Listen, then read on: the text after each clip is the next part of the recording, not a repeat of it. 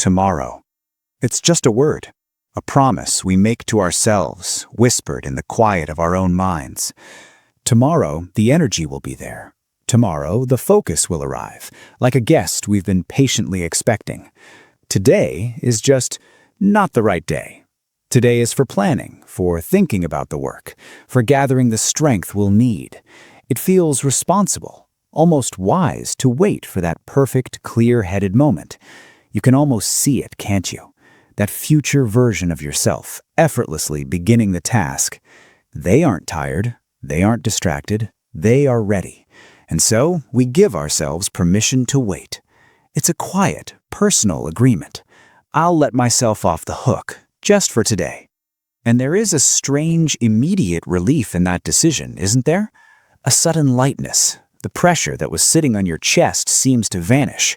The big, scary task, which felt so menacing and close just a moment ago, recedes into the distance. The present moment becomes calm again. You can finally breathe.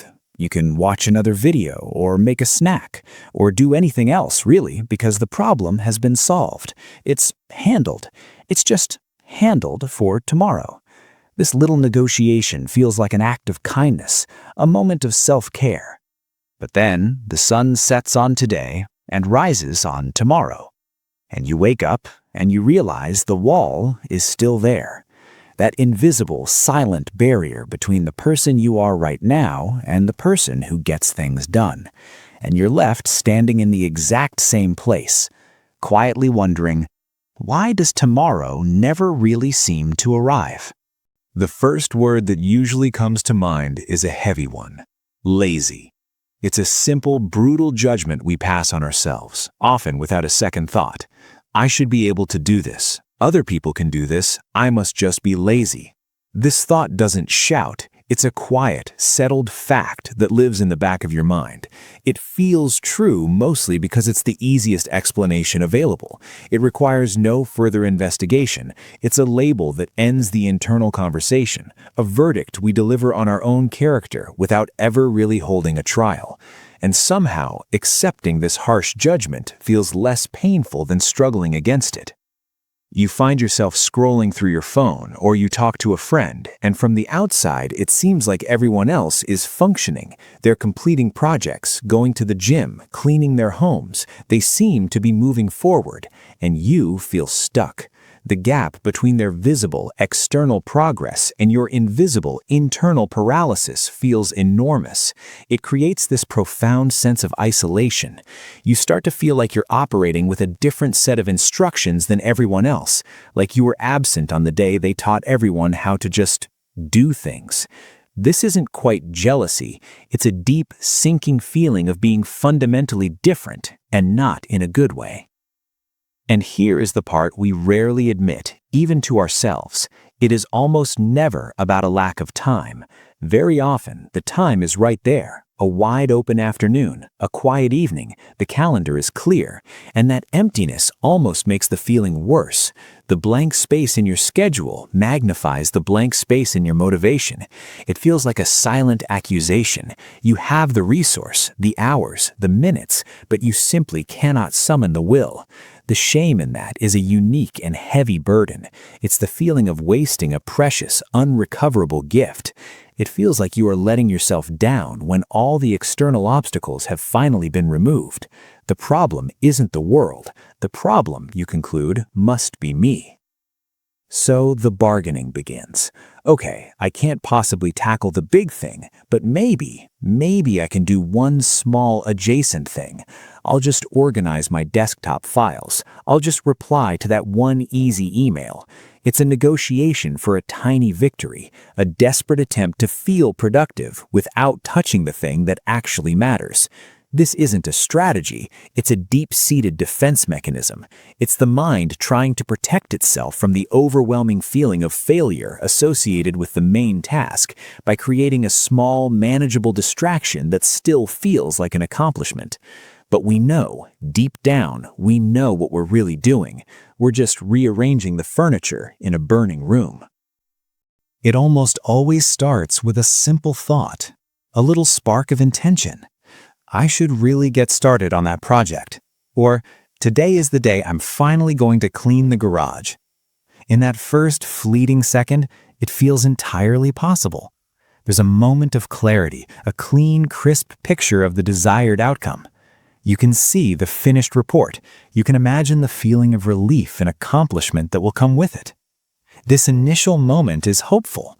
It's a brief, unimpeded connection to a more organized, more capable version of yourself, a version that just does the thing. But then, almost immediately, something shifts inside. It is not a loud alarm. It's a quiet tightening in your chest, a subtle creeping feeling of bigness. The task no longer seems like a single contained action. It suddenly morphs into a huge, tangled web of 1,000 tiny, annoying steps. Your mind, in an instant, fast-forwards past the easy beginning and fixates on the hardest parts, the most boring parts, the parts where you might get stuck or fail. A thick fog of overwhelm rolls in, obscuring that clear, simple picture you had just a moment before. This feeling isn't logical. It is a physical reaction. It is your nervous system sending a clear signal. This feels unsafe. This feels too heavy to carry right now. And so your brain, in its infinite and often misguided attempt to protect you, immediately begins to search for an escape route.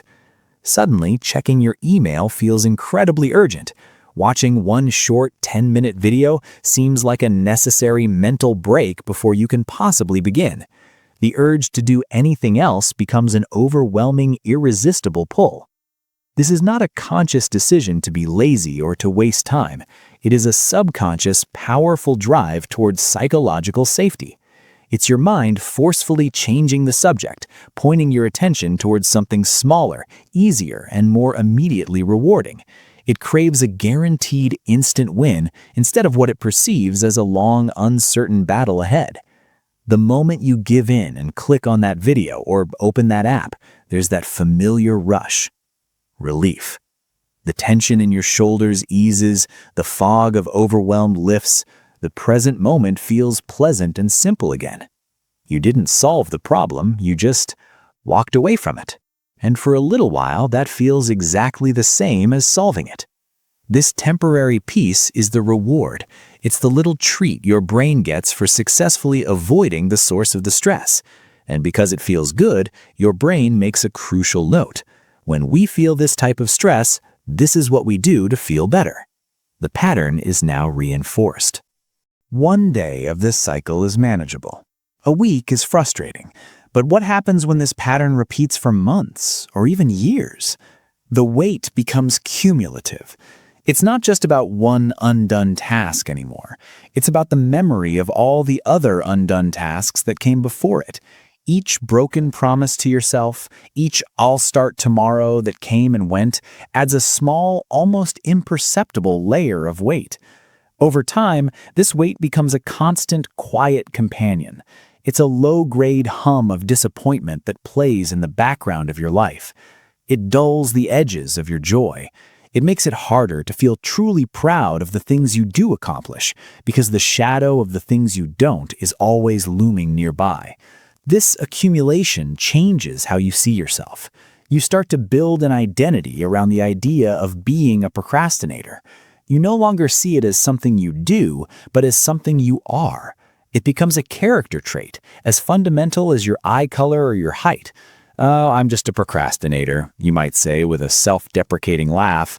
But beneath the surface, it's not a joke. It's a quiet resignation. It's the sound of you giving up on the idea that you could ever be any different. This identity feels solid, real, and inescapable, and it erodes your trust in yourself. How can you set big, exciting goals for the future when you don't fully believe you'll follow through on them? Each time you set an intention and fail to act on it, you create a tiny fracture in your self-trust. Over time, these fractures deepen until the very foundation of your confidence feels unstable. You become hesitant to commit, both to others and to yourself, because you carry the evidence of your own unreliability. This creates a deep internal conflict. A part of you yearns for growth and achievement, while another part, the part that holds all the memories of past failures, holds you back, whispering, "Are you sure? Remember what happened last time?" The future starts to feel less like an open field of possibility and more like a landscape already filled with obstacles of your own making. So we stand here under all this accumulated weight and we look for the enemy. We search for the villain in this story. And almost every single time, we decide the enemy is us. We are the problem. This narrative of self-blame feels believable for a very simple reason. It's the only explanation we have. It's a story we tell ourselves that gives us a sense of control, even if it's a negative one. The world is complex and confusing, but the idea that I am undisciplined or I lack willpower is simple. It's a neat, tidy box to put a messy, uncomfortable feeling into. If the problem is my own internal moral failing, then at least I know what the problem is.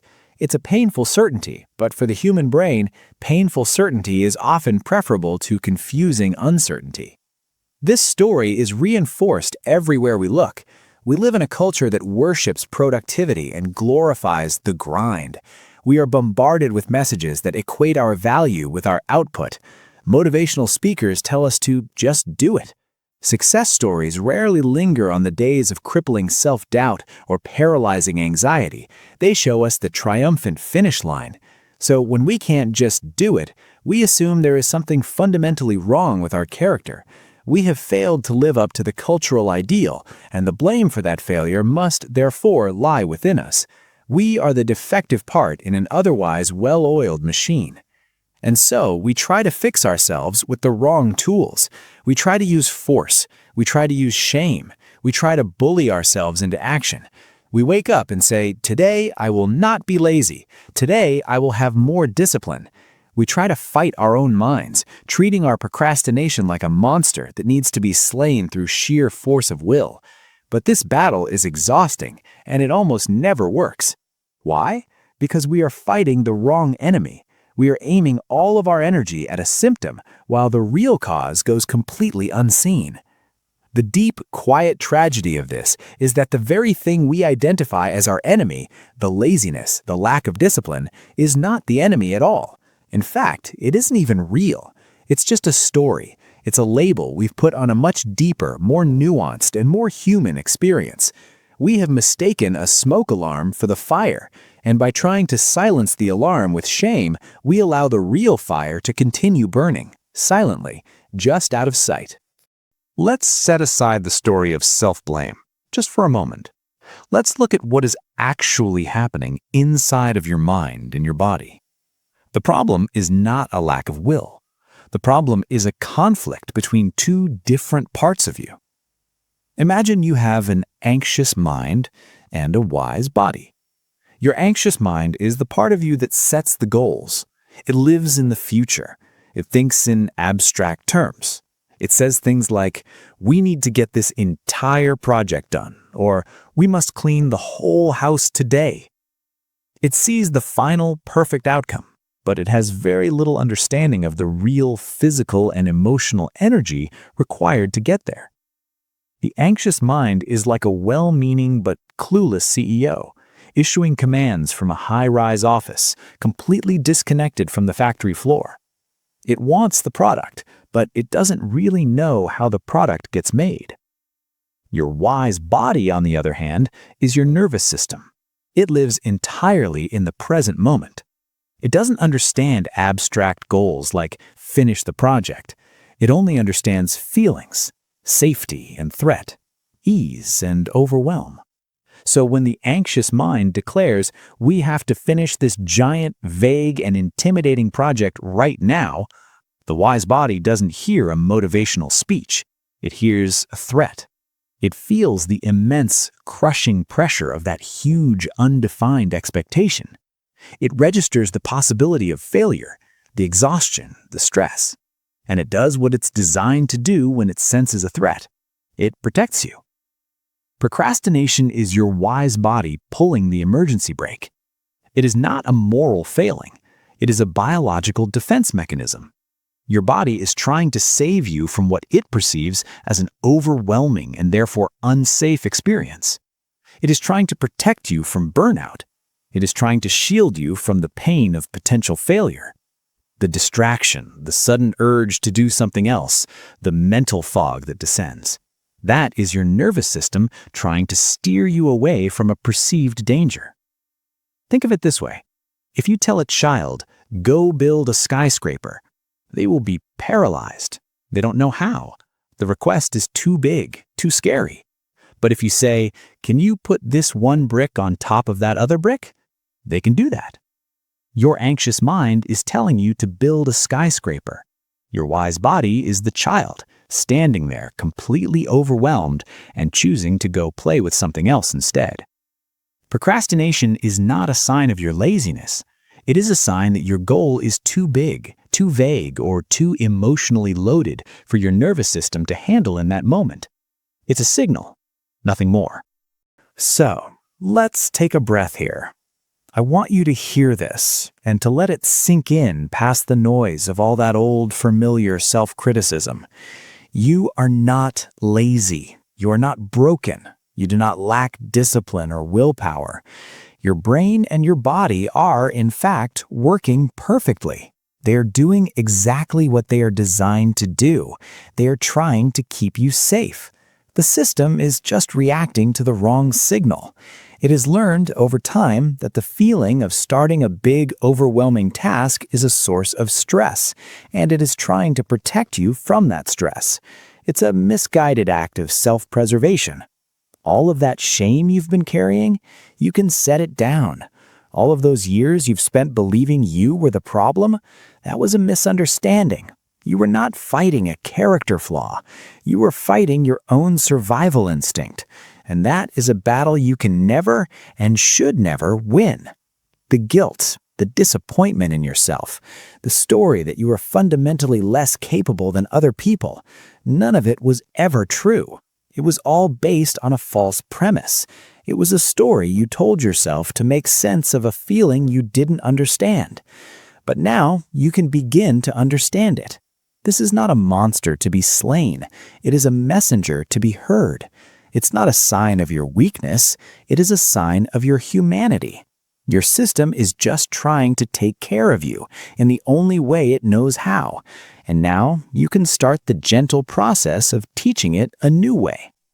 So if procrastination is not a moral failing, what is it? It's data.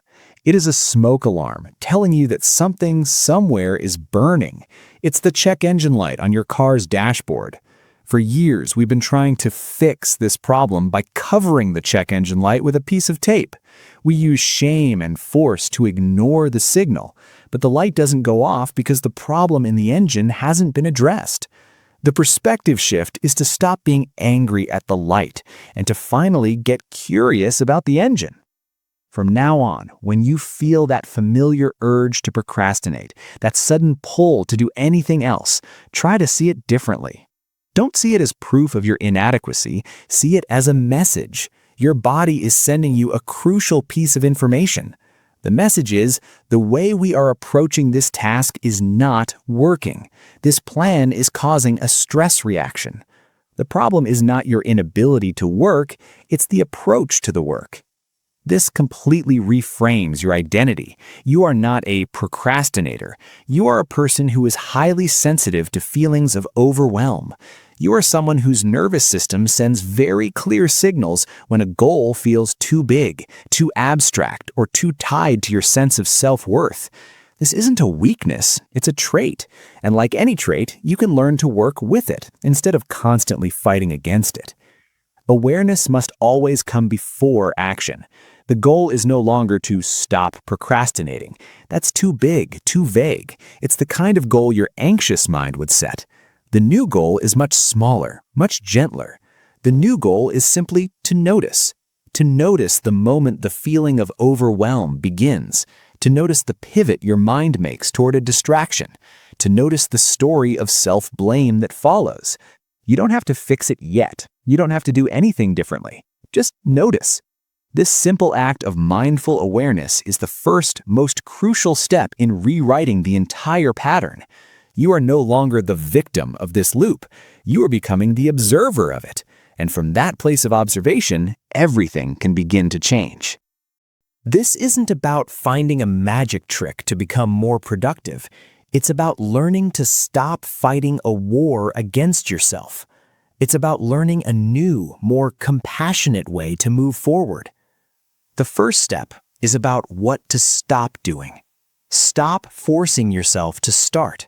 Stop trying to summon the huge wave of motivation out of thin air. Forcing it, trying to use willpower as a blunt instrument, is what creates the internal resistance in the first place. You are trying to overpower your own defense mechanisms, and that just makes them push back harder. So let go of the idea that you need to feel motivated to begin. Let go of the need for the perfect moment, the perfect mood, or the perfect plan. These are just stories your anxious mind tells you. The pressure to have a perfect start is often the very thing that prevents any start at all. Instead, here is what to start noticing. Start noticing the size of the first step. When your anxious mind says, "Clean the entire house," your wise body panics. The new job is to become a translator between the two. Your job is to break down that impossibly large command into a ridiculously small, non-threatening first step. Clean the house is a threat. Take one dish to the sink is not. Write the whole report is a threat. Open a new document and give it a title is not. The goal is to make the first step so small, so laughably easy, that your wise body doesn't feel the need to pull the emergency brake. You are looking for an action that is too small to fail. Notice how that feels. Notice the lack of resistance. And finally, here is what to allow over the long term. Allow for imperfection. Allow for slowness. Allow for the work to be messy and human. A huge source of our procrastination is a hidden perfectionism. We are afraid that if we can't do it perfectly, we shouldn't do it at all. So we wait for the perfect conditions that will never arrive. The new permission is to do it badly. Give yourself permission to write a terrible first draft. Give yourself permission to clean one corner of the room and leave the rest. The goal is not to finish. The goal is simply to begin, to create a small, gentle momentum. One tiny, imperfect action creates a feeling of capability. It sends a new message to your wise body. Hey, that wasn't so scary after all. And then tomorrow, you can take another tiny, imperfect step. This is how trust is rebuilt, not with force, but with gentleness. I want you to imagine for a moment what this could feel like, not tomorrow, but someday down the road. Imagine a task is in front of you, something you would normally put off. You feel that old, familiar flicker of overwhelm start to rise in your chest. The fog begins to roll in. But this time, you don't fight it, you don't ignore it, and you don't immediately label yourself as lazy. You just notice it. You say to yourself quietly, there it is. My nervous system is sending me a signal. It's telling me that this task feels too big right now. There is no judgment in this observation. It's just information. You feel a sense of compassion for that part of you that is trying so hard to protect you. You are no longer at war with it. You are on the same team. So you become the translator. You look at the big, scary task and you ask a gentle question. What is the smallest possible first step? What is an action so tiny it doesn't feel threatening? Maybe it's just finding the right document on your computer. Maybe it's putting on your running shoes without the pressure of having to go for a run. You find that one ridiculously small step, and you take it.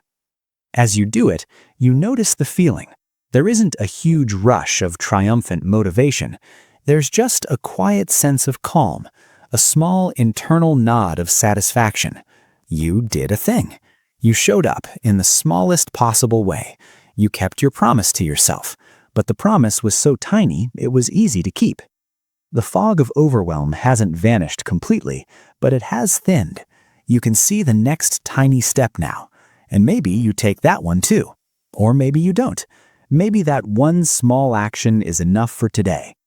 Either way, you end the day without the heavy weight of guilt. You end the day with the quiet pride of having engaged with the process instead of running from it. The feeling is not one of hyper-productivity. It's a feeling of peace. It's the feeling of finally being on your own side. This process is not a magic switch. It is a practice, and it is not a straight line. There will be days when you forget all of this. There will be days when you wake up and the old loop runs you completely. You will procrastinate. You will feel that familiar sting of guilt. You will hear that old voice in your head calling you lazy. And when that happens, it is not a sign that you have failed. It is not proof that this doesn't work. It is just a sign that you are human. Rewiring your nervous system is a slow, gentle, and non-linear process. You are unlearning decades of an ingrained automatic habit. Some days will feel like 2 steps forward, and other days will feel like 1 step back. The goal is not perfection. The goal is compassion. On the days when you fall back into the old pattern, the practice is simply to notice it without adding a second layer of judgment. The old way was to procrastinate and then to beat yourself up for it. The new way is to notice the procrastination and then to offer yourself a little bit of understanding. I see what happened. I fell back into the old pattern because I was tired or because the task felt especially overwhelming today. That's okay. I will try again tomorrow with a smaller step. This is the most important part. Normalizing the setbacks is what allows the progress to become permanent. It's not about never falling down. It's about learning how to get back up, gently, without shaming yourself for having stumbled. Healing and growth are messy. They are not the clean, inspiring montages we see in movies. They are a slow, winding path with moments of clarity and moments of fog. And every single step on that path, even the steps backward, are part of the journey. Your procrastination was never a character flaw. It was a conversation you didn't know you were having with yourself. It was your body trying to tell you that you needed a kinder, gentler way to move forward. And now you can finally start to listen. You don't have to solve everything today. You don't have to become a new person overnight. For now, the only task is a simple one. The next time you feel that pull to put something off, that urge to turn away from the task and say, "I'll do it tomorrow," just try to notice it. Don't fix it. Don't fight it. Don't judge it. Just for a moment, be still and listen to what it's trying to tell you. That is the beginning of everything. If this resonated with you, consider subscribing. We explore these quiet internal worlds together here. Thank you for spending this time with yourself.